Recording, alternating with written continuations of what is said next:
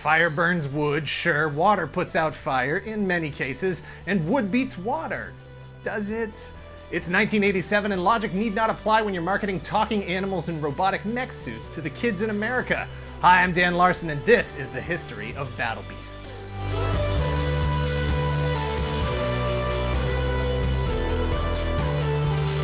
Like Transformers and Micronauts before them, Battle Beasts got their start in Japan at a little company called Takara. They were born in 1986, and since Hasbro already had their hands deep in the Takara cookie jar as the international distributors of Transformers, it didn't take much effort to dig in a little deeper and remarket Battle Beasts as well. Before coming to America, Battle Beasts were called Beast Formers and were a direct in-continuity part of the very well-established, very popular Transformers universe. While Hasbro has made some brilliant marketing moves in the past and continues to today, I'm going to file removing the connection to Transformers under not brilliant. In Japan, the Beast Formers lived on the planet Beast in the distant future of space calendar year 2011. And for the most part, everyone was about as happy as you might expect under the rule of a fantasy monarchy. They say it was nice, but it's hard to get around the royal media for the real story from the real people. You could create a lot of jobs with the money that goes into maintaining that royal palace, just saying. Galvatron, leader of the Decepticumps, starts a proxy war supplying weapons to a rebel faction led by Alligatron, to rise up against the Autobot-friendly royal family, the Lion Clan, led by a white pirate lion named White Leo. Factions divide, for the most part, along species lines. Tree-hugging mammals to the Autobots, everyone else to the Decepticumps. I think we can all agree that anthropomorphized animals in battle suits are both totally awesome, adorable, and can and did stand on their own as an action figure brand. But as a fan of Battle Beasts since 1987, I didn't know about the Transformers connection until nearly 30 years later. In Japan, Beast Formers were sold individually in boxes echoing Transformers and even included Autobot and Decepticreep faction symbols.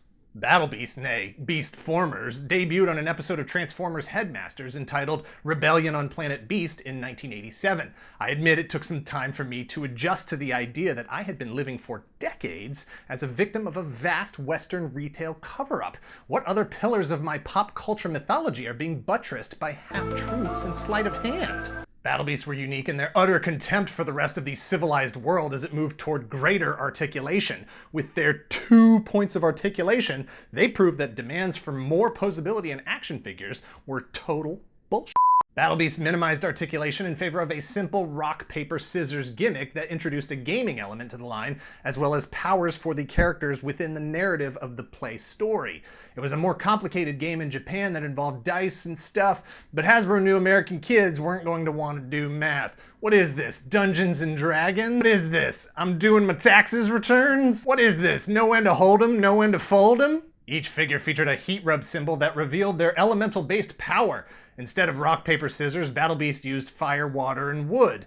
The fire, water, wood trifecta also planted OCD seeds in many collectors, cursing them to pursue a collection of 228 figures instead of the core 76 because I needed to have each character in all 3 rub symbol variations. And then, later in the line, to help juice the sales, Battle Beasts introduced a 4th rub symbol, the Sunburst. It beat fire, water, and wood and was only available on rare variants of Pirate Lion, despite marketing suggesting that any figure could potentially be a Sunburst figure. You bunch of lying liars. That is marketing malpractice. Also, I am still looking for it.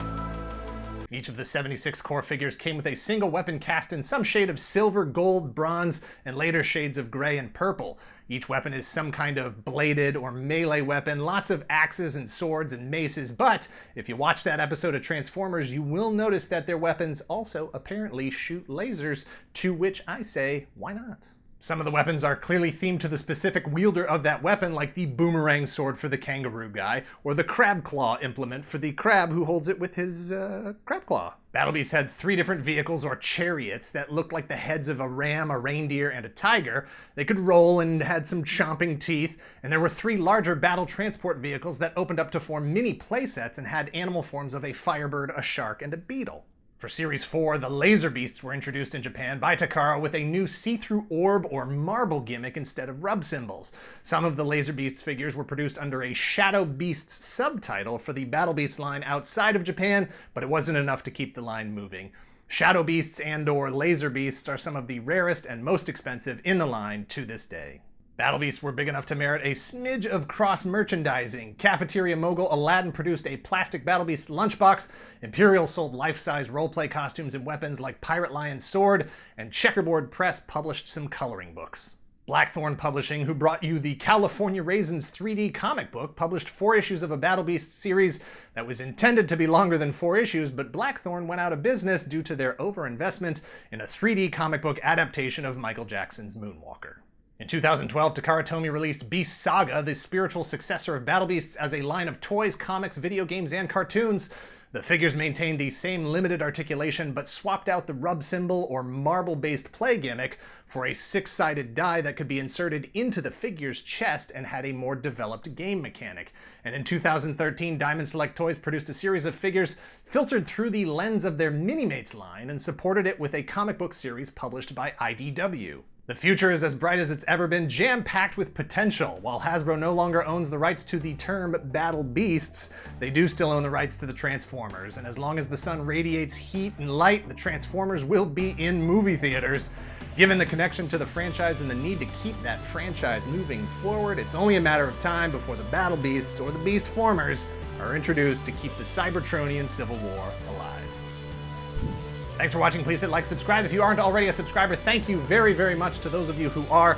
Share this video, and if you're in the position to help the channel grow, please visit our Patreon at patreon.com/toygalaxy and let us know in the comments down below if you'd go watch a Battle Beasts movie. It's basically just an entire cast of like Rocket Raccoons, right? But with like Michael Bay armor instead. I think so, yeah. I'd watch it.